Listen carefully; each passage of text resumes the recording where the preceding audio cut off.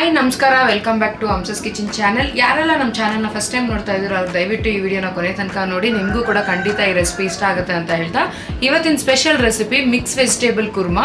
ಈ ರೆಸಿಪಿ ನಿಮಗೆ ಗೀ ರೈಸ್ಗೆ ಅಥವಾ ಚಪಾತಿಗೆ, ಪೂರಿಗೆ ತುಂಬಾ ಚೆನ್ನಾಗಿರುತ್ತೆ. ಖಂಡಿತ ನಿಮಗೂ ಕೂಡ ಇಷ್ಟ ಆಗುತ್ತೆ. ಒಂದು ಡಿಫ್ರೆಂಟ್ ಸ್ಟೈಲಲ್ಲಿ ಮಿಕ್ಸ್ ವೆಜಿಟೇಬಲ್ ಕುರ್ಮಾ ಹೇಗೆ ಮಾಡೋದು ಅಂತ ತೋರಿಸ್ಕೊಟ್ಟಿದ್ದೀನಿ.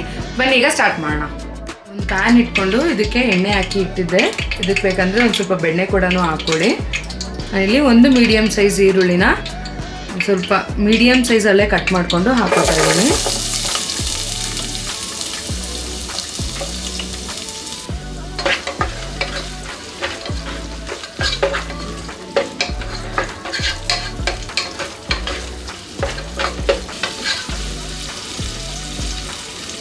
ಈರುಳ್ಳಿ ಫ್ರೈ ಆದಮೇಲೆ 1 ಸ್ಪೂನಷ್ಟು ಶುಂಠಿ ಬೆಳ್ಳುಳ್ಳಿ ಪೇಸ್ಟ್ ಹಾಕೋತಾ ಇದ್ದೀನಿ.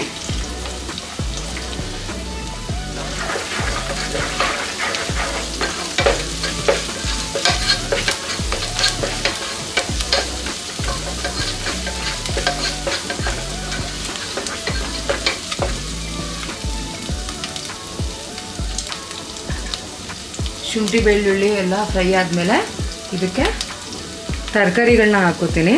ನಾನಿಲ್ಲಿ ಒಂದು ಅರ್ಧ kg ಆಗುವಷ್ಟು ಮಿಕ್ಸ್ಡ್ ತರಕಾರಿಗಳನ್ನ ತೊಗೊಂಡಿದ್ದೀನಿ.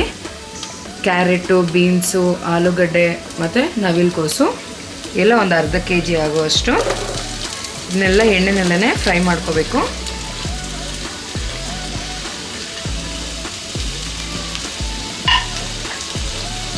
ಇದಕ್ಕೆ ಬಟಾಣಿ ಕೂಡ ಹಾಕೊಳ್ಬೋದು, ಆದರೆ ಬಟಾಣಿ ಇರಲಿಲ್ಲ, ಅದಕ್ಕೋಸ್ಕರ ನಾನಿಲ್ಲಿ ತೊಗರಿ ಕಾಳನ್ನೇ ಹಾಕೋತಾ ಇದ್ದೀನಿ. ಯಾವುದಾದ್ರೂ ಹಾಕೊಳ್ಬೋದು, ನಿಮ್ಮ ಇಷ್ಟ.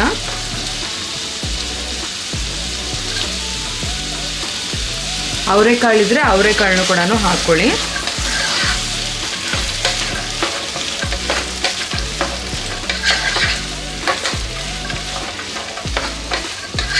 ಇದನ್ನೆಲ್ಲನೂ ಇದೇ ರೀತಿ ಎಣ್ಣೆನಲ್ಲೇ ಫ್ರೈ ಮಾಡ್ಕೊಳ್ಬೇಕು.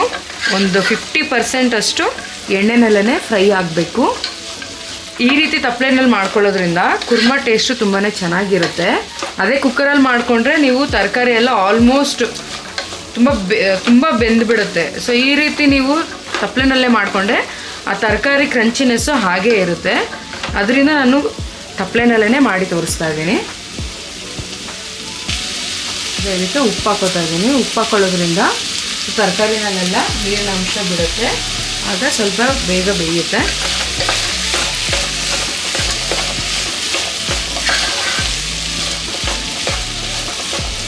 ಸ್ವಲ್ಪ ಟೈಮ್ ಹಿಡಿಯುತ್ತೆ, ಆದರೆ ಟೇಸ್ಟ್ ಚೆನ್ನಾಗಿ ಬರುತ್ತೆ.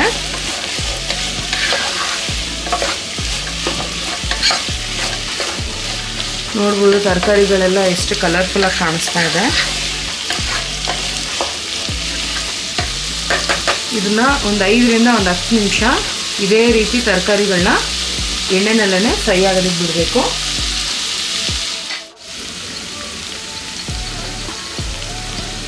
ನೋಡ್ತಾ ಇರ್ಬೋದು ನೀವು, ಒಂದು 50%ನಷ್ಟು ತರಕಾರಿಗಳೆಲ್ಲ ಆಲ್ಮೋಸ್ಟ್ ಬೆಂದಿದೆ. ಈಗ ಇದಕ್ಕೆ ಮಸಾಲೆಗಳನ್ನ ಆ್ಯಡ್ ಮಾಡ್ಕೊಳ್ಳೋಣ. 1 ಸ್ಪೂನು ಧನಿಯಾ ಪುಡಿ, ಅಚ್ಕಾರದ ಪುಡಿ 1 ಸ್ಪೂನು, 1 ಸ್ಪೂನು ಗರಂ ಮಸಾಲ, ಒಂದು 1/4 ಸ್ಪೂನಷ್ಟು ಅರಿಶಿನ ಪುಡಿ ಎಲ್ಲ ಹಾಕ್ಕೊಂಡು ಮಿಕ್ಸ್ ಮಾಡ್ಕೊಳ್ಳೋಣ.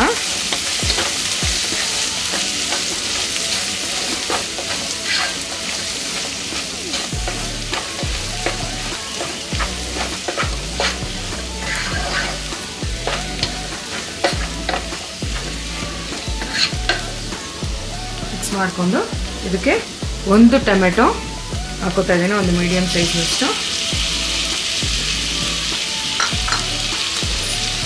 ಮಸಾಲೆ ಹಾಕಿರೋದು ಮತ್ತು ಈ ಟೊಮೆಟೊ ಎಲ್ಲನೂ ಫ್ರೈ ಆಗಬೇಕು ಎಣ್ಣೆನಲ್ಲೇ.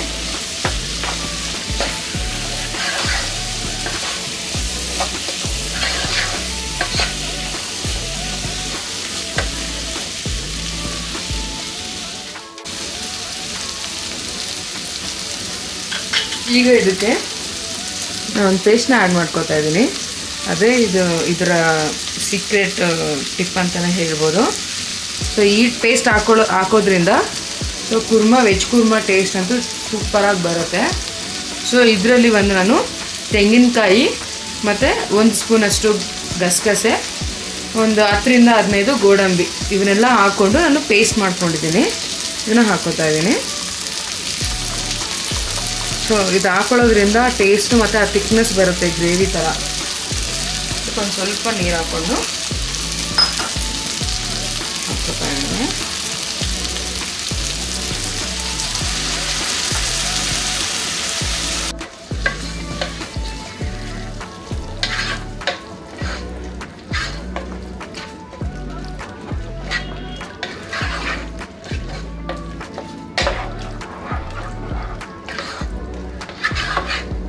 ಇನ್ನೂ ಒಂದು ಸರಿ ಉಪ್ಪು ಚೆಕ್ ಮಾಡ್ಕೊಳ್ಳಿ. ಉಪ್ಪು ಚೆಕ್ ಮಾಡಿಕೊಂಡು ಇದನ್ನು ಇದೇ ರೀತಿ ಇನ್ನೊಂದು ಸ್ವಲ್ಪ ನೀರು ಬೇಕಂದರೆ ಹಾಕ್ಕೊಳ್ಳಿ. ಅದು ಗಟ್ಟಿ ಆಗುತ್ತೆ, ಬೇಯ್ತಾ ಇರ್ಬೇಕಾದ್ರೆ ಗಟ್ಟಿ ಆಗುತ್ತೆ.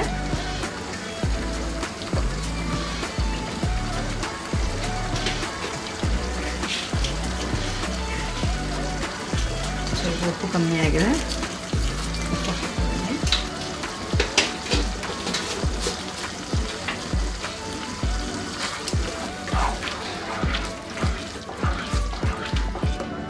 ನಾನು ಸ್ವಲ್ಪ ನೀರು ಹಾಕೋತೀನಿ. ಗಟ್ಟಿ ಆಗುತ್ತೆ, ಅದು ಬೇಯ್ತಾ ಗಟ್ಟಿ ಆಗುತ್ತೆ. ಇದನ್ನು ಇದೇ ರೀತಿ ಸೇಮ್ ಮೀಡಿಯಮ್ ಫ್ಲೇಮಲ್ಲೇ ಒಂದು 10ರಿಂದ 15 ನಿಮಿಷದಷ್ಟು, ಇನ್ನೊಂದು ಆಲ್ರೆಡಿ 50% ಬೆಂದಿದೆ ಅಲ್ಲ, ಇನ್ನೊಂದು 50% ಇದು ಬೇಯಬೇಕು. ಇದೇ ಮಸಾಲೆನೆಲ್ಲ ಇದು ಬೇಯಬೇಕು. ಆವಾಗ ಅದು ಮಸಾಲೆ ಎಲ್ಲ ಇಟ್ಕೊಳ್ಳುತ್ತೆ, ಚೆನ್ನಾಗಿರುತ್ತೆ. ಹಾಗೆ ಬೇಯಿಸ್ಕೊಳ್ಳೋಣ. ನೋಡ್ತಾ ಇರ್ಬೋದು ನೀವು ಎಷ್ಟು ಚೆನ್ನಾಗಿದೆ. ಕಲರ್ ಆಗಲಿ, ಆ ಗ್ರೇವಿ ಆಗಲಿ, ಕುರ್ಮಾ ಟೈಪು ಕರೆಕ್ಟಾಗಿದೆ. ಸೊ ತರಕಾರಿ ಕೂಡ ಬೆಂದಿದೆ.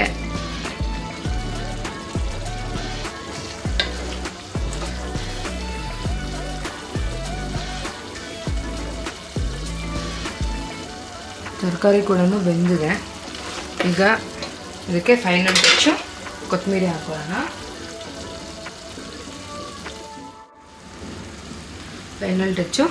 ಕೊತ್ತಂಬರಿ ಹಾಕ್ಕೊಂಡು ಇದನ್ನು ಸರ್ವ್ ಮಾಡ್ಕೊಳ್ಳೋಣ.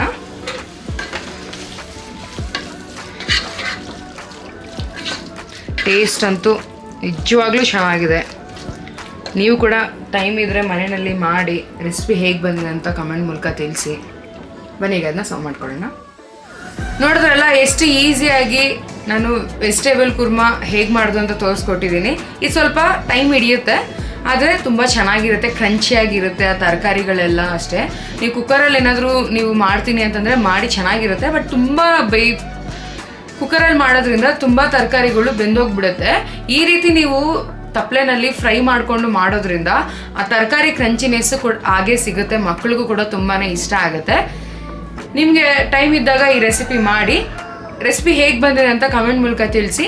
ಇದೇ ರೀತಿ ಸಿಂಪಲ್ ರೆಸಿಪಿಗಾಗಿ ಅಮ್ಸಸ್ ಕಿಚನ್ ಚಾನಲ್ನ ಸಬ್ಸ್ಕ್ರೈಬ್ ಮಾಡೋದು ಮರಿಬೇಡಿ. ಹಾಗೆ ಪಕ್ಕದಲ್ಲಿರೋ ಬೆಲ್ ಐಕಾನ್ನ ಆನ್ ಮಾಡ್ಕೊಳ್ಳಿ. ನಾವು ಅಪ್ಲೋಡ್ ಮಾಡೋ ಎಲ್ಲ ರೆಸಿಪಿ ನೋಟಿಫಿಕೇಶನ್ ನಿಮಗೆ ಬರುತ್ತೆ ಅಂತ ಹೇಳ್ತಾ ಈ ರೆಸಿಪಿ ನೋಡಿದ್ದಕ್ಕಾಗಿ ಧನ್ಯವಾದಗಳು.